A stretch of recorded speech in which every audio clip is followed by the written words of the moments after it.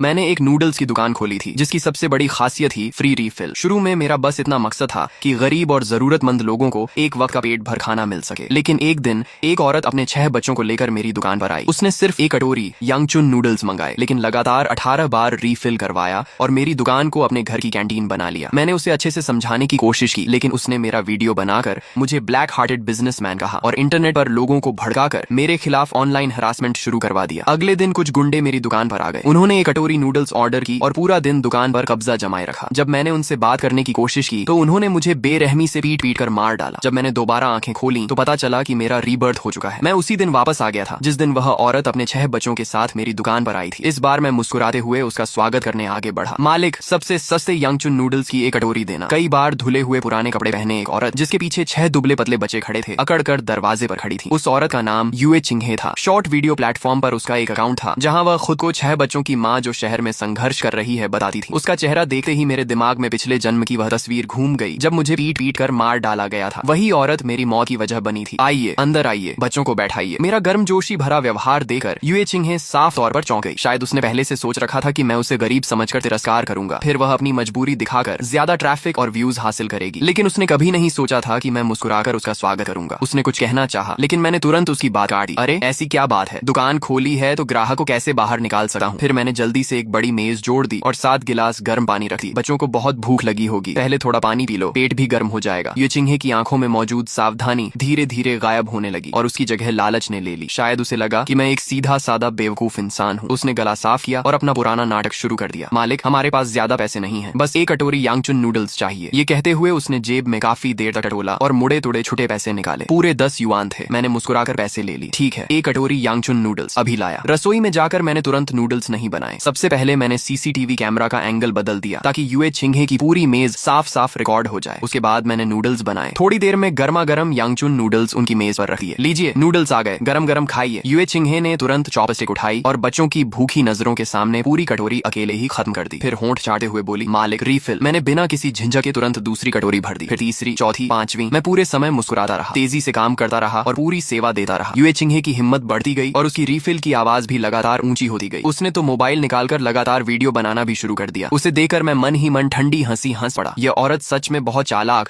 और बेहद घटिया थी। वह इंतजार कर रही थी कि कब मेरा सब्र टूटे, कब मैं उसे रोकूं या दुकान से निकालूं, ताकि वह तुरंत गरीबों को अपमानित करने वाले ब्लैक हार्टेड बिजनेसमैन वाला ड्रामा शुरू कर सके। लेकिन पिछले जन्म का अनुभव होने की वजह से इस बार मैं उसे यह मौका नहीं देने वाला था। दुकान के बाकी ग्राहक भी यह सब देखकर आपस में बातें करने लगे। एक सफाई कर्मचारी जो अक्सर मेरी दुकान पर आता था खुद को रोक नहीं पाया और बोला, शे मालिक ये। मैंने मुस्कुराकर उसे इशारा किया कि चिंता मत करो। मैं तो चाहता था कि यूए चिंघे खुलकर अपना नाटक करे। वह जितनी ज्यादा मेहनत से अभिनय करेगी मुझे उतनी ही ज्यादा खुशी होगी। जब 19वीं बार रिफिल हुआ तब आखिरकार यूए चिंघे खुद बेचैन हो गई। उसने देखा कि मैं उसके जाल में फंस ही नहीं रहा हूँ, इसलिए उसने खुद अगला कदम उठाने का फैसला किया। उसने गला साफ किया, मोबाइल कैमरे की तरफ देखा और बेहद दुखी लेकिन मजबूत बनने वाली आवाज में बोली, दोस्तों आप लोग देख रहे हैं ना, मालिक सच में बहुत अच्छे इंसान है। हमने इतना सब खा लिया लेकिन इन्होंने एक भी शिकायत नहीं की। इंटरनेट पर जिन ब्लैक हार्टेड बिजनेसमैन की बातें होती हैं ये वैसे बिल्कुल नहीं है। हम जैसे गरीब लोगों को अगर ऐसा अच्छा इंसान मिल जाए तो सच में बहुत किस्मत की बात होती है। मुझे अच्छी तरह पता था कि यह उसकी नई चाल थी। पहले वह मुझे आसमान पर चढ़ाएगी, फिर अगर बाद में मैंने जरा सा भी विरोध किया तो पहले और बाद का यह अंतर देकर लाइव स्ट्रीम देखने वाले लोग पूरी तरह भड़क जाएंगे और उसका लाइव इफेक्ट चरम पर पहुंच जाएगा, जिससे नेटिजन्स का गुस्सा और भी ज्यादा भड़क उठेगा। यही उसकी सबसे खतरनाक योजना थी। मैं मन ही मन ठंडी हंसी हंसा, लेकिन चेहरे पर अब भी वही शांत मुस्कान थी। मैंने कहा, दीदी कैसी बातें कर रही हैं? मैंने ये दुकान ही इसलिए खोली है ताकि हर किसी को गर्मा गर्म खाना मिल सके। जब तक मेरी दुकान खुली रहेगी यहाँ आने वाला कोई भी इंसान भूखा नहीं जाएगा। मेरी बात सुनते ही आसपास बैठे सभी ग्राहकों ने तालियां बजाकर मेरी तारीफ की। यूए चिंघे के चेहरे पर एक पल के लिए नाराजगी साफ दिखाई दी। उसे मेरी तारीफ नहीं चाहिए थी, वह चाहती थी कि मैं गुस्सा करूं। उसने तुरंत अपनी आंखें घुमाई और नई चाल चली। मालिक, आप सच में बहुत अच्छे इंसान हैं, लेकिन यह नूडल्स पेट नहीं भरते। अगर इतना ही भला काम कर रहे हैं तो इसमें थोड़ा मीट टॉपिंग भी डाल दीजिए। यांगचुन नूडल्स सिर्फ सादे नूडल्स थे, जबकि मीट सॉस नूडल्स की कीमत 25 युआन प्रति कटोरी थी। ये साफ साफ हद से ज्यादा फायदा उठाने की कोशिश थी। पिछले जन्म में मैंने इसी जगह उसे मना कर दिया था और तभी उसने अपना असली रंग दिखाना शुरू किया था। लेकिन इस बार भी मैं मुस्कुराया और बोला, कोई बात नहीं दीदी। इतना कहकर मैं रसोई में गया, खुशबूदार मीट सॉस का बड़ा सा चम्मच भरा और उसकी नूडल्स पर अच्छी तरह डाल दिया। फिर मुस्कुराकर बोला, बच्चों को थोड़ा अच्छा खाना मिल जाएगा, उनकी सेहत भी सुधरेगी। यूए चिंघे पूरी तरह हैरान रह गई। उसने जो लंबा भाषण पहले से तैयार कर रखा था वह उसके गले में ही अटक गया। उसे समझ ही नहीं आ रहा था कि मैं इतना सीधा क्यों बन रहा हूँ और उसकी हर मांग बिना किसी शिकायत के क्यों पूरी कर रहा हूँ। आसपास के ग्राहक भी मेरी तारीफ करने लगे। छह मालिक तो सच में भगवान जैसे इंसान है, आजकल ऐसे अच्छे लोग कहाँ मिलते हैं। लोगों की नजरों में मेरे लिए दया की जगह अब सम्मान आ चुका था। ये सब सुनकर युए चिंगहे का चेहरा कभी हरा पड़ रहा था तो कभी सफेद। उसे मेरी तारीफ नहीं चाहिए थी, उसे तो ट्रैफिक, व्यूज और इंटरनेट पर मेरे खिलाफ गालियां चाहिए थी। जब उसकी एक भी चाल काम नहीं आई तो उसने मजबूरी में खाना जारी रखा। 20वीं कटोरी, 25वीं कटोरी, 30वीं कटोरी, आखिरकार 30 कटोरी रिफिल होने के बाद 6 बच्चे कुर्सियों पर ढेर होकर बैठ गए। उनके चेहरे तक हरे पड़ चुके थे। युए चिंगहे का पेट भी पूरी तरह फूल चुका था। अब वह एक निवाला भी नहीं खा सकती थी। लेकिन इतनी सारी मुफ्त की नूडल्स खाने के बाद भी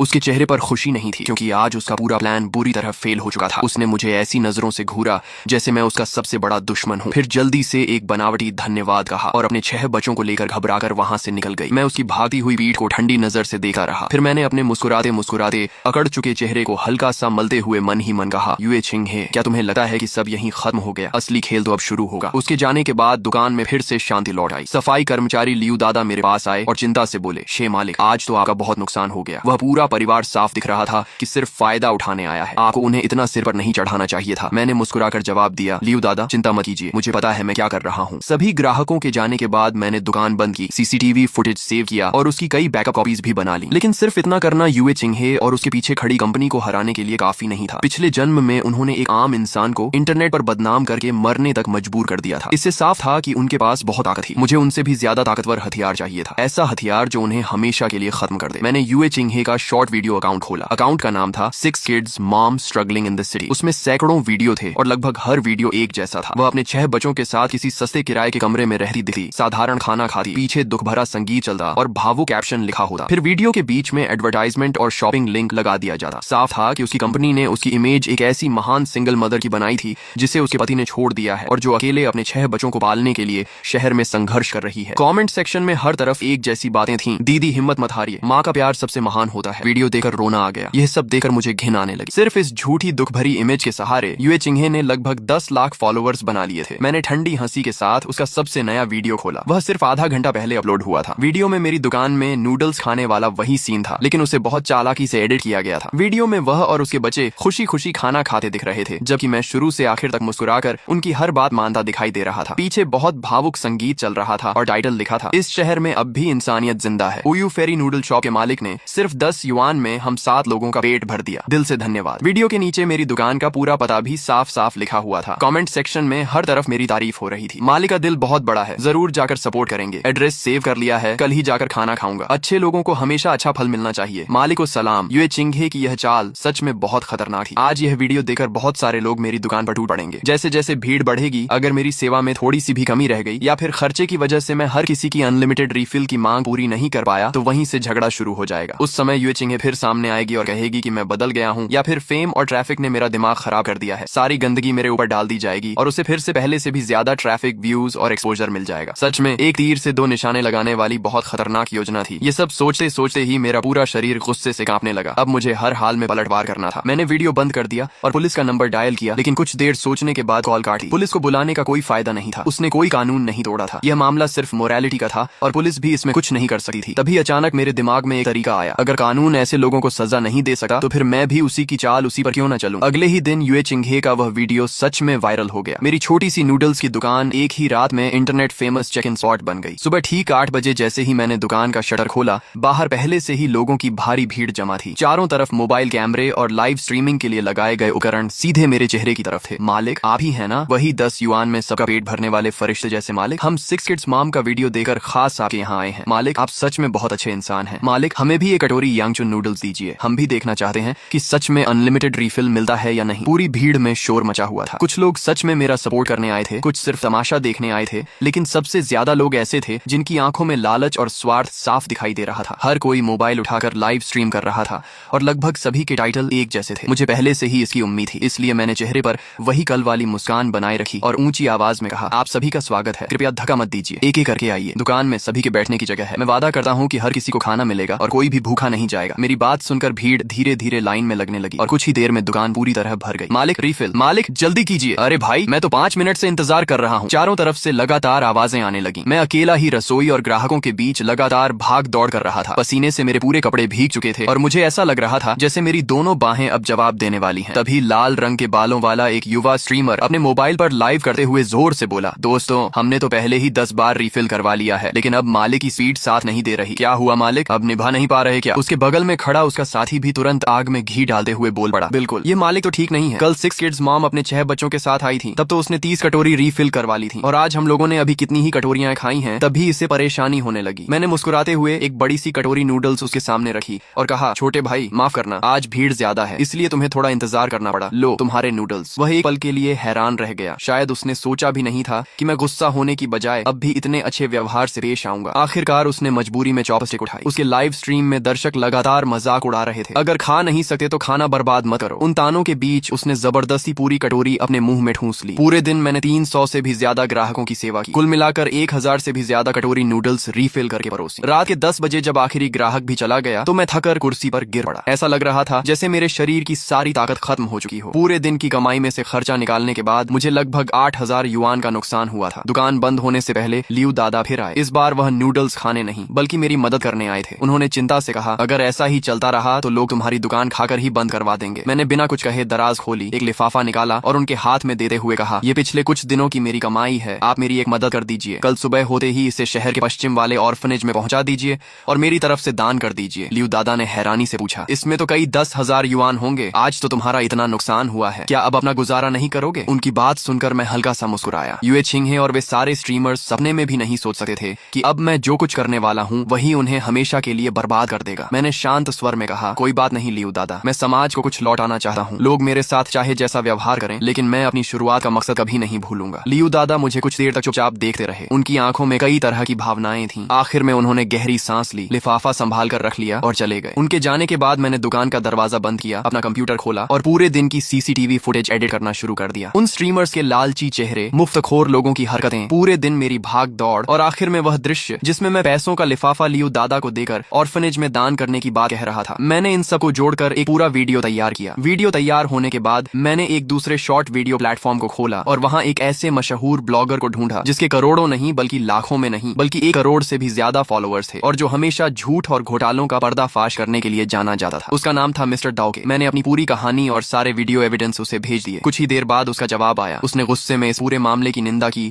और कहा कि वह अगले दिन खुद मेरे पक्ष में आवाज उठाएगा। उसका जवाब पढ़ने के बाद ही मुझे राहत मिली और मैं मेज पर सिर रखकर सो गया। अगले दिन मैं हमेशा की तरह दुकान खोलने पहुंचा। बाहर फिर से लोगों की भारी भीड़ लगी हुई थी, लेकिन इस बार मुझे पहले से अनुभव था, इसलिए मैंने पहले ही 3 गुना ज्यादा सामान तैयार कर रखा था और 2 अतिरिक्त आंटियों को भी अस्थायी काम पर बुला लिया था। इस बार इतनी बड़ी भीड़ का सामना करते हुए भी मैं पूरी तरह शांत था। चाहे कोई ग्राहक ऐसी भी मांग करता, कटोरियां और रीफिल करवाते, मैं हर किसी का मुस्कुराकर स्वागत करता और पूरी लगन से सेवा करता। जो स्ट्रीमर्स मेरी दुकान में कमी निकालने आए थे, उन्हें मेरी बेहतरीन सेवा में एक भी गलती नहीं मिली। आखिर में वे मजबूरी में नूडल्स खाते और चुपचाप वहां से चले जाते। दोपहर के करीब 2 बजे यूए छिंगहे फिर मेरी दुकान पर आ गई, लेकिन इस बार वह अकेली नहीं थी। उसके पीछे कई लोग बड़े बड़े कैमरे उठाए हुए थे। साफ दिख रहा था कि ये उसकी पीछे वाली बीबीए मीडिया कंपनी के लोग थे। आज उसने बहुत अच्छे से मेकअप किया हुआ था और महंगे साफ सुथरे कपड़े पहन रखे थे। उसने मुस्कुराकर कहा, शे मालिक, फिर मुलाकात हो गई। मैं समझ गया कि वह आज फिर नया नाटक करने आई है। उसने ऊंची आवाज में कहा, शे मालिक, आज मैं खास आपका धन्यवाद करने आई हूँ। मेरे वीडियो के वायरल होने के बाद आपकी दुकान का बिजनेस भी पहले से बहुत अच्छा हो गया होगा, है ना? उसकी आवाज इतनी तेज थी कि दुकान में बैठे हर ग्राहक ने उसकी बात सुन ली। फिर उसने मुस्कुराकर कहा, देखिए, अब पूरा इंटरनेट जानता है कि आप कितने अच्छे इंसान हैं। आपकी दुकान भी अब इंटरनेट फेमस बन चुकी है। सच कहूँ तो आपको मेरा धन्यवाद करना चाहिए। उसकी बातों में साफ छिपा हुआ मतलब था। वह सबके सामने यह साबित करना चाहती थी कि मैंने उसकी अच्छाई का फायदा उठाकर अपनी दुकान का प्रचार किया है। दुकान में बैठे कुछ लोग आपस में धीरे धीरे बातें करने लगे। मैं उसे देखते हुए मन ही मन ठंडी हंसी हंसा। आखिरकार वह पल आ ही गया। यूए छिंगहे समझ चुकी थी कि पहले वाला तरीका अब काम नहीं करेगा, इसलिए उसने अब नया खेल शुरू कर दिया था ताकि दूसरों की सहानुभूति बेचकर फिर से ट्रैफिक और व्यूज कमा सके। मैं अभी सोच ही रहा था कि उसे क्या जवाब दूं, तभी दुकान के दरवाजे से एक जोरदार आवाज सुनाई दी। धन्यवाद? किस बात का धन्यवाद? इस बात का कि तुमने इस मालिक को बेवकूफ समझा, या इस बात का कि तुम किराए के बच्चों को लेकर मुफ्त में खाने पीने आई? सबकी नजर दरवाजे की तरफ गई। एक मजबूत शरीर वाला अधेड़ आदमी जिसने सिर पर कैप पहन रखी थी अंदर आया। उसके हाथ में सेल्फी स्टिक थी और वह लाइव स्ट्रीम कर रहा था। उसने कैमरे की तरफ देखते हुए कहा, दोस्तों, मैं हूँ मिस्टर डाओके और आज मैं साल के सबसे बड़े झूठ का पर्दाफाश करने आया हूँ। आज मैं उस तथाकथित महान माँ की ममता के पीछे छिपे गंदे सच को सबके सामने लाऊंगा। मिस्टर डाओके को देखते ही यूए छिंगहे का चेहरा एकदम सफेद पड़ गया। वह घबरा कर चिल्लाई, बकवास मत करो। लेकिन मिस्टर डाओके ने उसकी तरफ देखा तक नहीं। उसने सीधे मोबाइल कैमरा उसकी तरफ घुमाया और कहा, यूए छिंगहे का असली नाम वंग गुइफेन है। इसकी उम्र 32 साल है। ये न तो शादीशुदा है और न ही इसके कोई बच्चे हैं। इसके पीछे खड़े ये 6 बच्चे इसके रिश्तेदार भी नहीं है। उसकी आवाज पूरे आत्मविश्वास से गूंज रही थी। ये सारे बच्चे बीबीए मीडिया कंपनी द्वारा किराए पर लाए गए चाइल्ड एक्टर्स हैं। हर वीडियो की शूटिंग के बाद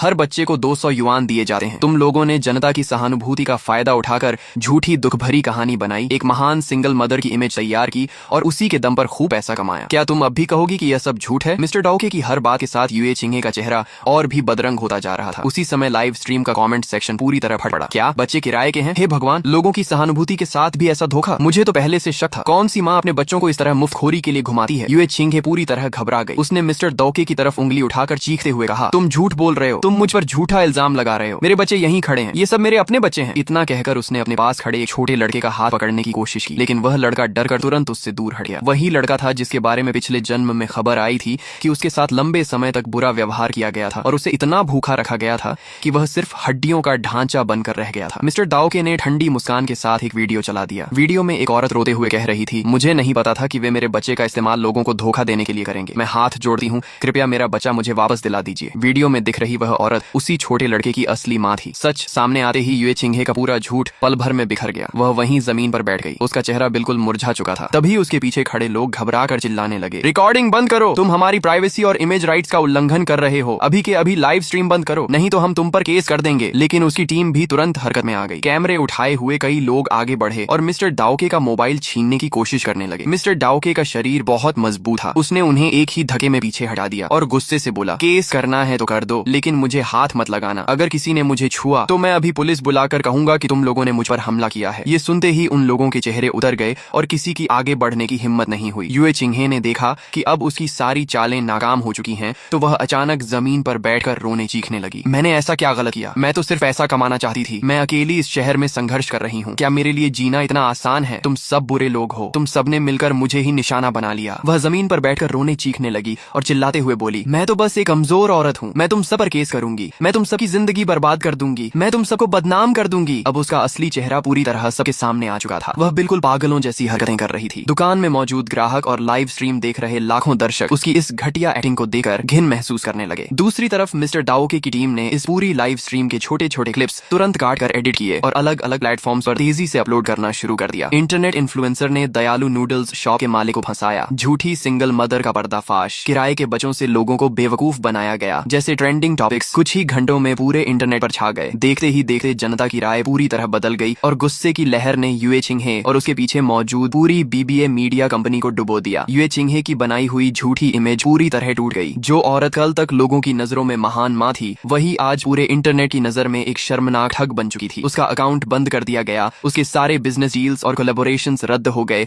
और पूरे इंटरनेट पर लोग उसकी खुलकर आलोचना करने लगे। मैंने एक राहगीर द्वारा रिकॉर्ड किया गया वीडियो देखा जिसमें उसकी अपनी कंपनी के कर्मचारी उससे किसी आवारा कुत्ते की तरह घसीटते हुए मेरी दुकान से बाहर ले जा रहे थे। पुनर्जन्म के बाद पहली बार मेरे चेहरे पर दिल से मुस्कान आई, लेकिन मैं अच्छी तरह जानता था कि यूए चिंगे का खत्म होना आखिर नहीं बल्कि शुरुआत ही। उसके पीछे खड़ी बीबीए मीडिया कंपनी ही असली खतरा थी। मुझे आज भी साफ याद था कि पिछले जन्म में इंटरनेट पर मेरे खिलाफ नफरत फैलाने वाली यूए चिंगे थी, लेकिन मुझे पीट पीट कर मारने वाले बीबीए के वही गुंडे थे। मरते वक्त भी उनके शब्द मेरे कानों में गूंज रहे थे, हमारी सबसे बड़ी इंटरनेट इन्फ्लुएंसर से पंगा लेने की हिम्मत कैसे हुई? आज तुझे जिंदा नहीं छोड़ेंगे। यूए चिंगे तो सिर्फ सामने रखी गई एक मोहरा थी। असली डर उस कंपनी से था जो ट्रैफिक और व्यूज के लिए किसी भी हद तक जा सकती थी, यहाँ तक कि गुंडों का इस्तेमाल करने से भी नहीं हिचकती थी। और अब मैंने सिर्फ उनकी सबसे बड़ी इन्फ्लुएंसर को ही नहीं छेड़ा था, बल्कि अपने हाथों से उसका पूरा करियर भी खत्म कर दिया था। मुझे पूरा यकीन था कि वे लोग मुझे कभी माफ नहीं करेंगे, लेकिन मेरी उम्मीद के उलट अगले 2 दिन बिल्कुल शांत बीते। जैसा मैंने सोचा था वैसा कोई बदला लेने नहीं आया। यूए चिंगे और उसकी मैनेजमेंट कंपनी ऐसे गायब हो गए जैसे उनका कभी अस्तित्व ही नहीं था। मेरी नूडल्स की दुकान भी फिर से पहले जैसी सामान्य हो गई, बल्कि पहले से भी ज्यादा मशहूर हो गई। शहर के बहुत से लोग मेरे काम से प्रभावित होकर सच दिल से मेरी दुकान पर आने लगे। वे एक कटोरी नूडल्स खाते और अपनी मर्जी से दूसरी कटोरी के भी पैसे देकर जाते। अब किसी ने भी अनलिमिटेड रिफिल की बात नहीं की। कुछ दिन बाद लियू दादा भी वापस आए। उनके हाथ में ऑर्फनेज की तरफ से भेजा गया धन्यवाद पत्र और दान की आधिकारिक रसीद थी। उन्होंने बहुत सम्मान के साथ वह दोनों चीजें मेरे हाथ में सौंप दी। मैंने धन्यवाद पत्र और रसीद को सावधानी से दीवार पर टांग दिया। ऐसा लग रहा था कि अब सब कुछ धीरे धीरे सही दिशा में बढ़ रहा है, लेकिन मेरे दिल की बेचैनी हर दिन और बढ़ती जा रही थी, क्योंकि मैं जानता था कि तूफान आने से पहले की शांति सबसे ज्यादा खतरनाक होती है। मैं लगातार चिंता में डूबता जा रहा था। उस रात भी हमेशा की तरह मैंने दुकान बंद की और जाने ही वाला था कि दरवाजे पर एक ऐसा इंसान दिखाई दिया जिसकी मुझे बिल्कुल उम्मीद नहीं थी। वह थे मिस्टर डाओके। इस बार उन्होंने लाइव स्ट्रीम शुरू नहीं की थी। वह अकेले ही गंभीर चेहरे के साथ अंदर आए। उन्होंने कहा, शे मालिक, क्या हम थोड़ी देर बात कर सकते हैं? मैंने उन्हें पानी का एक गिलास दिया और पूछा, मिस्टर डाओके, आप इस समय यहाँ कैसे? उन्होंने पानी का एक घूंट पिया और गंभीर आवाज में कहा, मैं तुम्हें सावधान करने आया हूँ। मैंने तुरंत पूछा, क्या आप यूए चिंगे की पीछे वाली मैनेजमेंट कंपनी की बात कर रहे हैं? उन्होंने सिर हिलाते हुए कहा, हाँ, मैंने इस कंपनी की जांच की है, लेकिन जो पता चला वह मेरी उम्मीद से भी ज्यादा खतरनाक है। यह लोग सिर्फ इंटरनेट इन्फ्लुएंसर्स तैयार करने का काम नहीं करते। इनके पीछे कई तरह तरह के ग्रे बिजनेस, यहाँ तक कि गैर कानूनी लोन बिजनेस भी जुड़े हुए हैं। ये चिंहे तो सिर्फ इनके लिए पैसा कमाने का एक औजार थी। अब जब वह बेकार हो चुकी है तो कंपनी का बहुत बड़ा नुकसान हुआ है, इसलिए वे लोग जरूर बदला लेंगे। उनकी बातों ने मेरे मन में पहले से मौजूद शक को सच साबित कर दिया। फिर वह कुछ पल रुके और उनका चेहरा पहले से भी ज्यादा गंभीर हो गया। उन्होंने कहा, मैंने इस कंपनी के एक शेयर होल्डर के बारे में भी पता लगाया है। उसका नाम सब लोग ब्रदर लॉन्ग से जानते हैं। उसके ऊपर पहले से कई आपराधिक मामले दर्ज हैं। पहले वह अपराधियों की दुनिया में था और आज भी उसके पास गुंडों की पूरी टोली है। ये सुनते ही मेरे दिमाग में जैसे खतरे की घंटी बज उठी। क्या पिछले जन्म में मुझे पीट पीट कर मारने वाले वही गुंडे इसी ब्रदर लॉन्ग के आदमी थे? मिस्टर डाउके ने मेरा पीला पड़ चुका चेहरा देखा और आगे बोले, आज मैं दो वजह से आया हूँ। पहली तुम्हें सावधान करने और दूसरी तुमसे विदा लेने। मैं कुछ समय के लिए यह शहर छोड़ रहा हूँ। मुझे कुछ दिन छिपकर रहना पड़ेगा। उन्होंने मेरा घर भी ढूंढ लिया है। कल रात किसी ने मेरे घर के बाहर पेंट फेंककर धमकी दी है। उनकी बात सुनकर मेरा दिल बैठ गया। करोड़ों दर्शकों वाला इतना बड़ा एक्सपोज ब्लॉगर भी अगर जान बचाकर भागने पर मजबूर हो गया था तो मैं तो सिर्फ एक साधारण नूडल्स की दुकान चलाने वाला इंसान था। मेरे अंदर निराशा की लहर दौड़ गई। मैंने अपने दोनों हाथ कसकर भींच लिए। क्या पुनर्जन्म मिलने के बाद भी आखिरकार मुझे उन्हीं दरिंदों के हाथों मरना पड़ेगा? नहीं, इस बार मैं अपनी किस्मत के सामने झुकने वाला नहीं था। तभी अचानक मेरे दिमाग में एक बात आई। मैंने मिस्टर डाउके की तरफ देखा और पूछा, अभी आपने कहा था कि उनका गैर कानूनी लोन बिजनेस से भी संबंध है? उन्होंने जवाब दिया, हाँ, ये जानकारी मुझे एक इन्फॉर्मर से मिली है, लेकिन अभी तक मेरे पास कोई पक्का एविडेंस नहीं है। उनकी बात सुनते ही मेरे दिमाग में एक पूरी योजना तैयार हो गई। मुझे सिर्फ एक ऐसी शुरुआत चाहिए थी जिससे पुलिस के पास आधिकारिक रूप से इस मामले में उतरने का कारण मिल जाए। मैंने धीरे से कहा, मिस्टर डाउके, मेरे पास एक तरीका है। शायद हम इस बार उन सबको एक साथ खत्म कर सकते हैं, लेकिन इस योजना में आपका साथ देना जरूरी होगा और ये बहुत खतरनाक भी है। मिस्टर डाउके कुछ पल तक मेरी आंखों में देखते रहे, फिर उनकी आंखों में दृढ़ निश्चय की चमक उभर आई। उन्होंने जोर से सिर हिलाया और कहा, छे मालिक, बताइए क्या करना है। मैं इतने सालों से झूठ और धोखेबाजों का पर्दाफाश करता आया हूँ। आज तक मैं किसी से नहीं डरा। मेरी योजना बहुत सीधी थी। मैं खुद को ही चारे के रूप में इस्तेमाल करने वाला था। मैंने मिस्टर डाउके से कहा कि वह अपने करोड़ों फॉलोअर्स वाले अकाउंट पर एक नया वीडियो पोस्ट करें। उस वीडियो में यूए चिंहे की मैनेजमेंट कंपनी पर और भी गंभीर आरोप लगाए जाए, खासकर उनके गैर कानूनी फंड रेजिंग, अवैध लोन बिजनेस और लोगों से हिंसा करके वसूली करने जैसी हरकतों का खुलकर जिक्र किया जाए। मुझे पूरा विश्वास था कि जैसे ही यह वीडियो इंटरनेट पर आएगा वह मैनेजमेंट कंपनी जरूर बुरी तरह भड़क जाएगी। वीडियो के आखिर में मिस्टर डाउके ऐलान करेंगे कि इस शुक्रवार रात ठीक 8 बजे वह मेरी नूडल्स की दुकान पर लाइव स्ट्रीम करेंगे और उस दौरान सारे अहम एविडेंस सबके सामने रखेंगे। लेकिन यह सब झूठा। हमारे पास ऐसा कोई भी निर्णायक एविडेंस था ही नहीं। इस पूरे प्लान का मकसद सिर्फ इतना था कि सामने वाली कंपनी खुद हमला करने पर मजबूर हो जाए। उनकी नजर में अगर मिस्टर डाउके ने सच में वे सबूत सार्वजनिक कर दिए तो उनका पूरा साम्राज्य खत्म हो जाएगा। इसलिए उनके पास सिर्फ एक ही रास्ता बचेगा, शुक्रवार रात 8 बजे से पहले मिस्टर डाउके और मुझे हमेशा के लिए चुप करा देना। दूसरी तरफ मैंने पहले ही पुलिस से संपर्क कर लिया था, लेकिन मैंने यह नहीं कहा कि मुझ पर हमला होने वाला है। मैंने खुद को एक पीड़ित की तरह पेश करते हुए शिकायत दर्ज करवाई। मैंने पुलिस को बताया कि मुझे उस मैनेजमेंट कंपनी की तरफ से धमकी भरे फोन आ रहे हैं और पिछले कई दिनों से मेरी दुकान के बाहर कुछ संदिग्ध लोग लगातार घूम रहे हैं। साथ ही मैंने मिस्टर डाउके के वीडियो का भी जिक्र किया और कहा कि मुझे अपनी और उनकी सुरक्षा की गंभीर चिंता है। मैंने पुलिस से अनुरोध किया कि शुक्रवार रात मेरी दुकान के आसपास सुरक्षा व्यवस्था की जाए। पुलिस ने मेरी शिकायत दर्ज कर ली और कहा कि वे इस मामले को गंभीरता से लेंगे। अगले 3 दिनों तक मेरी नूडल्स की दुकान हमेशा की तरह चलती रही, लेकिन मुझे साफ महसूस हो रहा था कि हवा में एक अनजाना दबाव तैर रहा है। दुकान के बाहर हमेशा कुछ संदिग्ध लोग इधर उधर मंडराते रहते थे। मुझे पूरा यकीन था कि वे उसी मैनेजमेंट कंपनी के भेजे हुए लोग थे जो मेरी हर गतिविधि पर नजर रख रहे थे, लेकिन मैंने ऐसे दिखाया जैसे मुझे कुछ पता ही नहीं। मैं हर दिन पहले की तरह मुस्कुराकर ग्राहकों का स्वागत करता और उन्हें नूडल्स परोसता रहा। आखिरकार शुक्रवार की शाम आ गई। रात के 7 बजे मैंने आखिरी ग्राहक को विदा किया और तय समय से पहले दुकान बंद कर दी। थोड़ी देर बाद मिस्टर डाउके भी वादे के मुताबिक मेरी दुकान पर पहुंच गए। उन्होंने धीरे से पूछा, शे मालिक, सब तैयारी हो गई? मैंने सिर हिलाया और रसोई की तरफ इशारा करते हुए कहा, चिंता मत कीजिए, मैंने पहले ही कई छिपे हुए हिडन कैमरास लगा दिए हैं। आज रात हम उन्हें ऐसा तमाशा दिखाएंगे जिसे वे जिंदगी भर नहीं भूलेंगे। हम दोनों दुकान के अंदर चुपचाप बैठकर इंतजार करने लगे। समय धीरे धीरे बीता गया। जब घड़ी में 7:50 हुए तभी दुकान के बाहर वाली गली से कई लोगों के तेज कदमों की आवाज सुनाई दी। मैंने मिस्टर डाउके की तरफ देखा और धीरे से कहा, वे आ गए। हम दोनों का दिल जोर जोर से धड़कने लगा। तभी बाहर से किसी ने मेरी दुकान का शटर पूरी ताकत से लात मारकर पीटना शुरू कर दिया। पूरे इलाके में धमाकों जैसी आवाज गूंजने लगी। बाहर से एक बेहद गुस्से भरी आवाज आई, दरवाजा खोल, शे बाहर निकल, हरामजादे। वह आवाज मेरे लिए बिल्कुल जानी पहचानी थी। यही वही आवाज थी जो पिछले जन्म में मेरी मौत से पहले मैंने सुनी थी। मैं बिल्कुल शांत बैठा रहा। जब कई लातें मारने के बाद भी अंदर से कोई जवाब नहीं मिला तो उन्होंने लोहे की रॉड निकालकर शटर उखाड़ना शुरू कर दिया। रात की खामोशी में लोहे के रगड़ने की वह डरावनी आवाज पूरे शरीर में सिहरन पैदा कर रही थी। मिस्टर डाउके के हाथ भी डर से कांपने लगे थे। लेकिन तभी अचानक गली के दूसरे सिरे से तेज पुलिस की लाल नीली लाइटें चमक उठी। अगले ही पल सायरन की आवाज गूंज उठी, कोई हिलेगा नहीं, पुलिस। करीब दर्जन भर पुलिस वाले दौड़ते हुए आए और दरवाजा तोड़ने की कोशिश कर रहे उन सारे गुंडों को रंगे हाथों घेर लिया। मैं, मिस्टर डाउके और वे सारे गुंडे एक साथ हैरान रह गए। मेरी असली योजना तो यह थी कि पहले वे लोग मेरी दुकान में तोड़ फोड़ करें और उसके बाद मैं पुलिस बुलाऊं ताकि वे रंगे हाथों पकड़े जाएं। लेकिन पुलिस तो पहले से ही यहाँ घात लगाकर बैठी थी। उधर गुंडों की हालत भी खराब हो गई। उनके हाथों से हथियार जमीन पर गिर गए और वे डर के मारे वहीं सिर पकड़कर बैठ गए। तभी एक पुलिस अधिकारी मेरी दुकान के दरवाजे तक आया और शटर पर दस्तक देते हुए बोला, शे मालिक नमस्ते, हम शहर की क्रिमिनल इन्वेस्टिगेशन टीम से हैं। हमें सूचना मिली थी कि यहाँ एक आपराधिक गिरोह अपराध करने की तैयारी कर रहा है। मैंने दरवाजा खोला और हैरानी से पूछा, पुलिस अंकल? लेकिन मैंने तो पुलिस नहीं बुलाई थी। वह अधिकारी हल्का सा मुस्कुराया और बोला, इस बार सूचना आपकी तरफ से नहीं आई, हमें यहाँ भेजने का आदेश हमारे बड़े अधिकारी का था। मैं हैरान होकर बोला, बड़े अधिकारी? लेकिन मैं तो किसी बड़े अधिकारी को जानता भी नहीं। तभी पीछे से एक जानी पहचानी आवाज आई, शे मालिक, बहुत दिनों बाद मुलाकात हुई। मैंने मुड़कर देखा तो मेरी आंखें पूरी तरह फैल गईं। सामने वहीं लियू दादा खड़े थे, लेकिन इस बार उन्होंने साफ सुथरी आधिकारिक वर्दी पहन रखी थी। दोनों हाथ पीठ के पीछे बंधे हुए थे और उनके पूरे व्यक्तित्व से रौब और गरिमा साफ झलक रही थी। उन्हें उस रूप में देखकर मेरा दिमाग कुछ पल के लिए बिल्कुल सुन्न हो गया। लियू दादा, आप शे मालिक, माफ करना, मैंने आज तक तुम्हें सच नहीं बताया। मैं क्रिमिनल इन्वेस्टिगेशन डिवीजन का टीम लीडर हूँ। मैं वहीं खड़ा रह गया। इतनी बड़ी सच्चाई को एक साथ समझ पाना मेरे लिए आसान नहीं था। जिस बुजुर्ग को मैं हर दिन नूडल्स परोसता था, जिसके लिए मैं बार बार सूप भरता था और जिसकी मैं हमेशा चिंता करता था, वह असल में अपनी पहचान छिपाए हुए एक वरिष्ठ पुलिस अधिकारी थे। लियू दादा ने शांत स्वर में कहा, उस बीजीए मीडिया कंपनी पर हमारी टीम बहुत समय से नजर रखे हुए थी। उसका मालिक पहले एक सड़क छाप गुंडा था। उसने गलत तरीकों से पैसा कमाया और बाद में इंटरनेट का दौर आने पर यह कंपनी खोल ली। ऊपर से वह इंटरनेट इन्फ्लुएंसर तैयार करता था, लेकिन अंदर से उसका काम आज भी वही था। वह युवाओं को बहकाकर जरूरत से ज्यादा खर्च करवाता, तरह तरह के जाल बिछाता और न जाने कितने लोगों की जिंदगी बर्बाद कर चुका था। हम उसे बहुत पहले से पकड़ना चाहते थे, लेकिन वह बहुत चालाक था। उसके सारे असली एविडेंस इतनी गहराई से छिपे हुए थे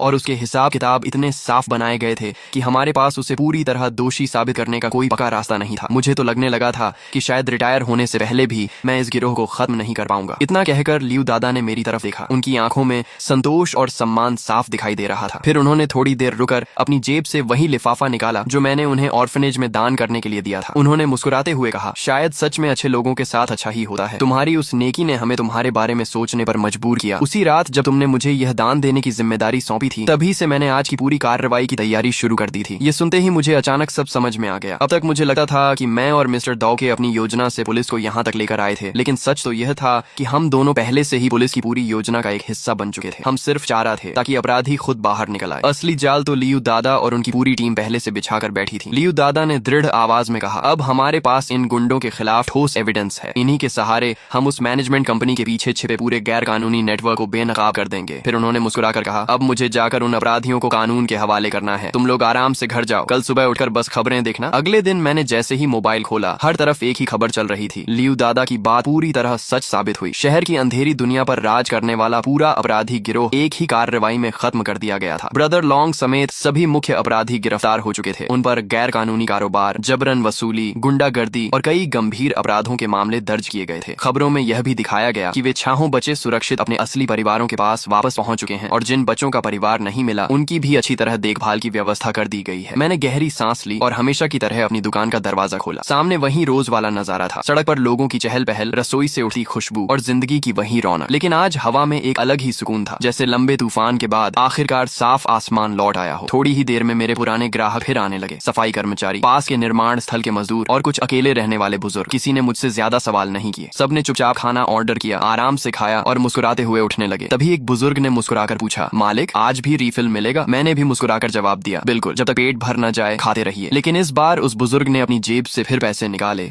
और पूरे सम्मान के साथ मेरी हथेली पर रखते हुए कहा, नहीं बेटा, तुम्हारी अच्छाई को हम अपना हक नहीं बना सकते। अच्छे इंसानों को हमेशा अच्छा फल मिलना चाहिए। उसी शाम लियू दादा भी फिर मेरी दुकान पर आए। इस बार उन्होंने अपनी वर्दी उतार दी थी और फिर से वही साधारण शांत बुजुर्ग बन गए थे। वह अपनी हमेशा वाली जगह पर बैठकर मुस्कुराए और बोले, मालिक एक कटोरी यांगचुन नूडल्स और हाँ, इस बार ऊपर से थोड़ा ज्यादा हरा प्याज डाल देना। तो दोस्तों, इस मैनहुआ की कहानी यहीं खत्म होती है। अगर आपको यह मैनहुआ रिकैप पसंद आया हो तो वीडियो को लाइक करें, चैनल सब्सक्राइब करें और बेल आइकॉन जरूर दबाएं ताकि ऐसी ही जबरदस्त मैनहुआ और एनिमे रिकैप्स सबसे पहले आपको मिलते रहें। अगर आप चाहते हैं कि मैं इस तरह की और भी कमाल की कहानियां लेकर आऊं तो कमेंट में जरूर बताइए। मिलते हैं अगली शानदार मैनहुआ रिकैप के साथ। तब तक के लिए धन्यवाद और अपना ख्याल रखिए।